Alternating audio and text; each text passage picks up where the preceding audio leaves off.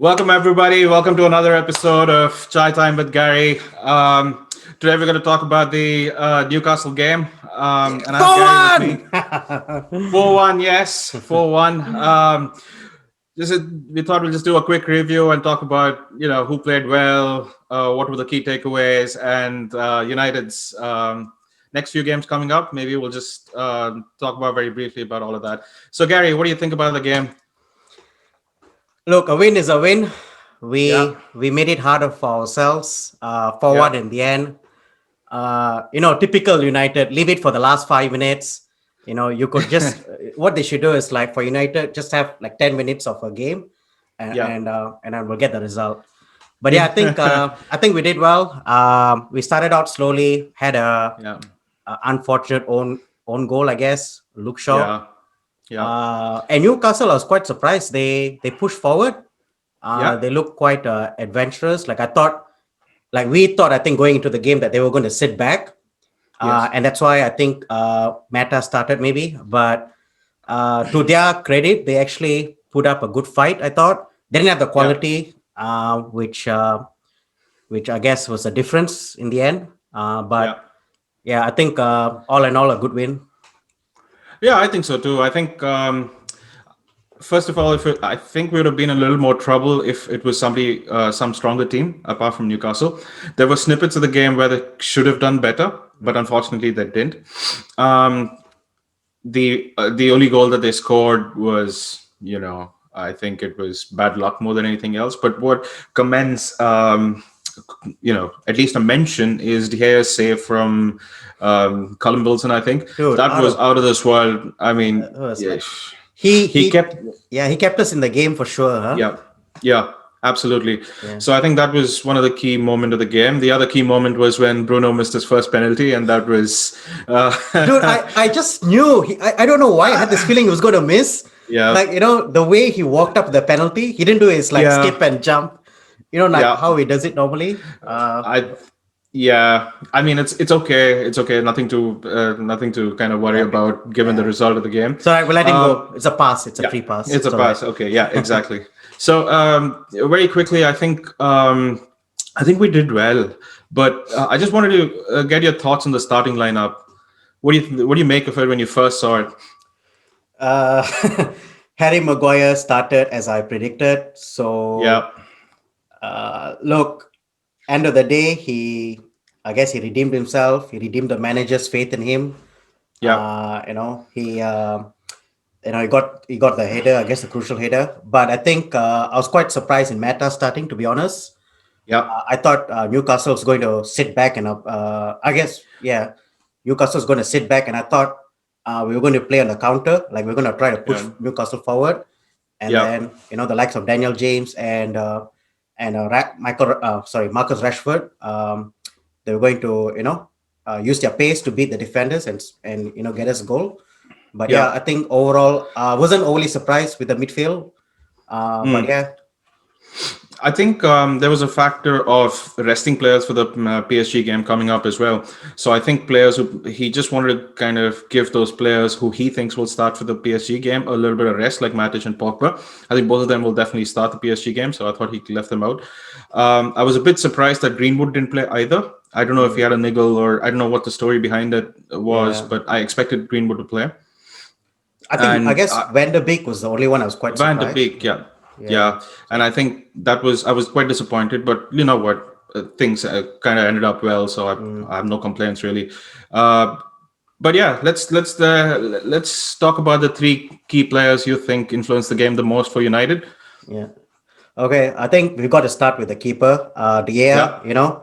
He literally didn't have anything to do in the game, apart from that one, point blank save, which basically kept us in the game at 1-1. Newcastle really didn't offer anything going forward. I don't think he had any other shot to handle. I think one other, maybe? I think. Yeah, one more. Sorry. Yeah, the Shelby shot. I think he just. But yeah, that was like point blank. It wasn't like a. Oh yeah, sorry. He had the Saint Maximum's shot, the one that Maximus. Yeah. Yeah. The one in the. where he Yeah, kind of hit his shoulder against the yeah, that's right. That's right. post. That's right. Yeah. Yeah. So I think he did really well. No real complaints. I think a solid Okay. 8 from him. Okay. Yeah. The other two players that you Okay. think were key? I've got to make a special mention for Juan Mata. I think he was probably my man of the match. It was a Yeah. close call between him, Bruno, and Rashford. But I Right. think he was so relaxed, and his link up play with Bruno was Was absolutely fabulous. was amazing. Like Bruno and him just have this understanding in the Yeah. first half when other players were struggling to read each other's play. Him Right. and Mata just had this understanding, and Yeah. Mata, he set up the first goal for Maguire. So Yeah. I think I think he had a solid game. And the third? Third one, look, I was going to mention about Bruno, but I think I'm going to talk about Maguire. He didn't have his Yeah. best game, but look, we got in Maguire for his heading capability, his aerial threat, Yeah. and I think Yeah. he clearly proved what he's got to offer for the team. I Yeah. was very, very happy that he got his goal with Mm. all the negativity surrounding him for the last few weeks. I was so happy for him to get his goal. And even when he scored the goal, like he wasn't like overly celebrating because I Yeah. think he kind of knew like he's got to do a lot more. And I think if anything, it's going to give him a confidence boost for the next game going forward. Yeah. Yeah. I'd probably my three players were, I think, Mata, Bruno, and Rashford. I Yeah. think for very simple reasons that all the three were intricately involved in all the four goals Mm, in some shape or form or the other. mm, Uh, Special mention to Van de Beek as well. When he came, he pushed the ball to Mata from almost close to our third, literally, mm, and then he passed to Mata. Mata kind of pushed it forward to Rashford, and Bruno mm, scored. mm, I think there were bits and pieces of intricate play between, I guess, Mata, Bruno, and bit of Van de Beek when he did come on. mm. That it reminded us about when we just came back from lockdown, right? And we were playing this very smooth, impressive, one-touch, fast passing kind of football. I think Mm, that's what was very impressive. yeah. Van Bissaka, I think he had loads of space on the right, on his right hand side, because I think Sam Maximum and stuff like that were pushing up front, so Mm, he didn't track Van Bissaka back, or he didn't track back as much. yeah. So that left a lot of space on United's right. Yeah. So I think I mean, I'd like Van Bissaka to kind of attack a little bit more and put Mm, quality balls in the box. mm, But you know what? He got a goal. So, I mean, people were celebrating his goal like we'd won the Champions League, right? So, yeah. so it's good for him. Good for him. Yeah. Luke The Shaw, thing I is, think, yeah. Now, I was yeah, going to say he's a player who hardly gets forward, So, yeah, like yeah. he probably surprised himself as well when he scored that goal. Uh, Absolutely, absolutely. And I think Luke Shaw had a decent game. I think people. Okay, before we go into that segment, who do you think can improve? What do you think? Um, who do you who think didn't do as well? the Look, I've got to start with Dan James. I think uh, Dan James. I think there was a marked difference when Dan James came out and when the Yeah, big came in. Like the difference was like so immense that you yeah, just had to pick on Dan James's performance. I think the problem with yeah, Dan James is that he gets to really good positions, but yeah, then when he gets to the final third, I think yeah, he's out of ideas for what to do. yeah, And I think the problem there is more with coaching. I think he's a kind of player, I think very similar to Sterling, right? Raheem Sterling at yeah. Liverpool, Uh huh. he get to the final third and then like he will waste his chance. And then he Yeah, went to City, Pep Guardiola kind of coached him, gave him a yeah, structure of what he needed to do in the final third, and then yeah, his game markedly improved. So I yeah, think the thing about Dan James is that he's got all the natural attributes of a good player. It's just that yeah, he doesn't have it up there. So I yeah, think like the thing is like what if he had gone to Leeds under Bielsa, I think Bielsa would have probably coached him properly, okay, and I think you would have seen a marked difference in Dan James's game. But I think with better coaching setup, I think we can definitely get a lot more out of Dan James. sure. The other two, maybe two or Uh, three more points that you felt we could have improved. I think McTominay was a bit of a disappointment for me. Yeah, I don't think he did anything going forward. He likes to play the safe game, so like I think that kind of hinders us going forward. I Uh, don't quite agree with that statement, but I think he's a little Dude, what more did he off? ambitious without having. No, no, I'm not saying he played well or anything like that. I think he was a Yeah, pure disappointment. But what I'm trying to say is, I think he fails to look for a simpler pass. That's the problem I have with Scott McTominay. really, I thought it was He's opposite. Like I don't think. he was trying to play a lot more long balls this time, but But I the thing mean, is, he like, didn't need to do it what's his role in the team now, right? So you got on Fred the next to bench. him, That's absolutely on the bench, right? so he That's shouldn't be he's going starting. to. Right? When you have Van der Beek on the bench and him I think he starting, started because PSG game is around the corner. That's all. That's the yeah. only But reason then he started. this is a critical game for us. We can't look at the next game. We got to look at each game right now. We've put ourselves in a Absolutely. situation where every game now is a win or die game. So we've got to play our best team, and then once you've taken the lead, once you've gone 2-0, 3-0, then you can look at your subs to come in to rest your key players. We're kind of doing the Uh, opposite right now. Agreed, but I think Solskjaer thought that he could win this game, especially with Newcastle, with the team that he put out, right? And there's no look. To be quite honest, he's not going to put up the same team against PSG.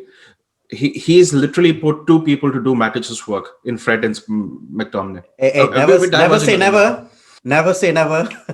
Yeah, but sorry, you were saying okay, Yeah, okay. we've kind So of diverged with look, Scott I don't. McTominay. I think McTominay could do a lot better. I was quite disappointed when Ole kept McTominay on and took off Fred. I Fred, think yeah, Fred had a markedly superior game compared to yeah, McTominay. I was quite surprised with that, and I just think like he's got to decide whether he decides or the coaching team decides what his best role is. I think yeah, they've got to come to an understanding and then really kind of focusing on the coaching to make that position his. yes, But until then, like it's neither here nor there kind of thing with yeah. McTominay, I think. So the last one, I would say, uh, look, Rashford up to the time when he assisted Bruno. I think he didn't have a really good game, and I Sure. think the problem with that is that he's not really a number 9, right? You could see often than not, he was always drifting into the left, Yeah, which basically left us with no one up front. Like I think we're in a situation now. Unfortunately, we don't have a striker yeah, apart from Igalo. So he's yeah, kind of Rashford. We know we've tried him play as a number yeah, 9, hasn't worked, but we've kind of gone into a situation where he's got to play there because Ole doesn't trust Igalo. yeah. So yeah, so I think hard circumstance for Rashford, but I think yeah, unfortunately he's the third one that I kind of picked out. Yeah. Okay. Makes sense. Yeah. I felt the same as well. I think there were two areas of the midfield that should have been improved in terms of Dan James and Scott McTominay. I think Fred coming off was probably the bad choice, but I think the one more learning curve, I guess, for Solskjaer is to kind of pick the team based on what the opponents are going to do. I think he just put out a team so that he could save his players for PSG, and considering the issues surrounding or the mood at Manchester United right now, he didn't want to go have a big defeat at PSG. So he's Yeah. going to try to shore up that result. And for him, I guess it's more important. I don't know what is. I can't think of what he's thinking, right? But anyway, so Yeah. these were the things. I think below par performances from Scott McTominay as well as Dan James. I Yeah. don't see a potential in Dan James. I think he's just one trick pony, and I think he'll probably do a lot better Bro, for himself and his career I in Leeds United or something in a I lower. I I would put $100 now. If you Yeah, sent him to Pep or Bielsa, yeah. Daniel James will be as good as Raheem Sterling. I'll hundred take that 100 dollars, off you. Yeah, okay. right? I But look, look, yeah. yeah. Anyway, Dan James is Dan James, right? We've spoken about it. So finally, to round it up, how do you think Ole performed in his tactics? What are your concerns or takeaways of this game, and concerns and takeaways moving forward?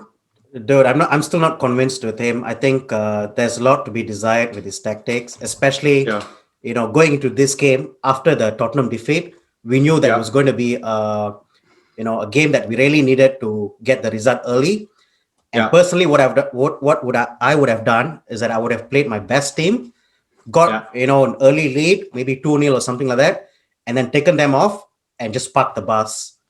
That's what I would have done. But maybe Ole's got a different thought where he only really wanted to bring these players in Yeah, when required. That's why Pogba and Van de Beek came in a bit later, yeah. which kind of worked okay, I guess. But Mm, I just think his substitutions, he just leaves it too late as well. yeah, Like, I think so these too. guys came in earlier. Yeah.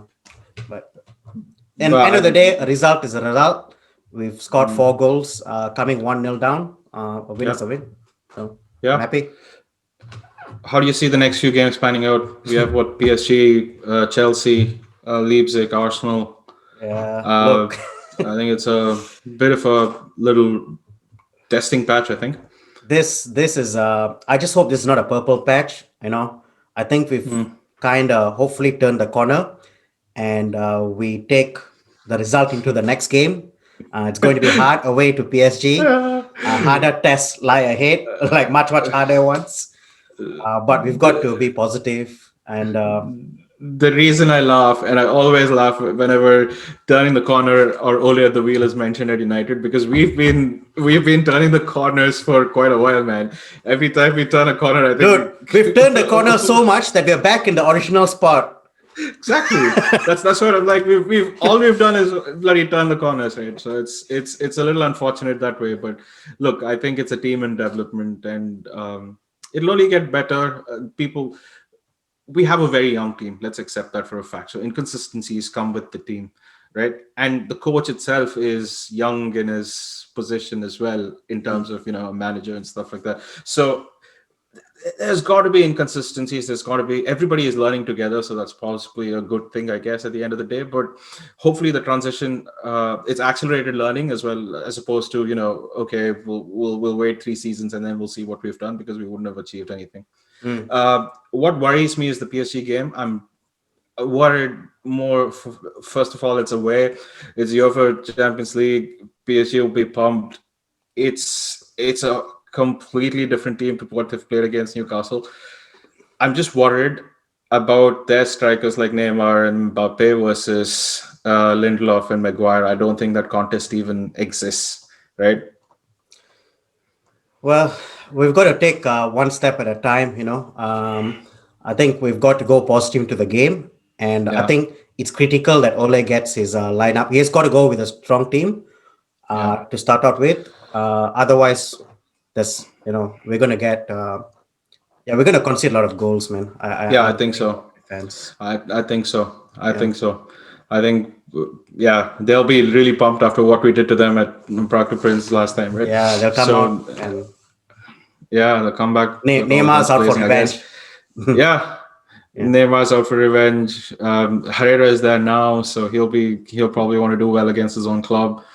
Di Maria has always had a hard on for United, so he's going to go after us like a Bloody rabid dog, snake. to be quite honest. Yeah. But yeah, exactly. But anyway, man, all in all, I think it was a good game. I think there were definitely points that we could have improved.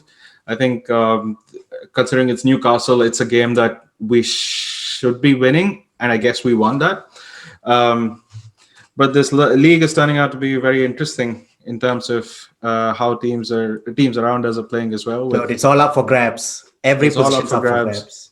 Absolutely, and I just wish we'd strengthened so we could have done better in this Yeah. situation, right? Because it's so fragmented. Arsenal's losing games, City is losing games, Chelsea's losing games, Liverpool's losing games as well. Liverpool's losing games. Yeah. Yeah, I think Everton and Villa are the only teams that are unbeaten right Leicester, now. Leicester Or is unbeaten, Leicester. right? Leicester is Leicester, unbeaten, I think. okay. I thought it was I Everton and think Villa. then Yeah. Everton, Villa, maybe you're right. Yeah, Villa, Jesus. Yeah. Okay. Anyway, good man. Okay. Have a good rest of a Sunday, Yeah. and Okay. All right, guys. Thanks for watching the video. If you like the video, hit a like on that button. And please don't forget to subscribe. Until next time, we'll see you on the next episode of Chai Time with Gary. Bye for now.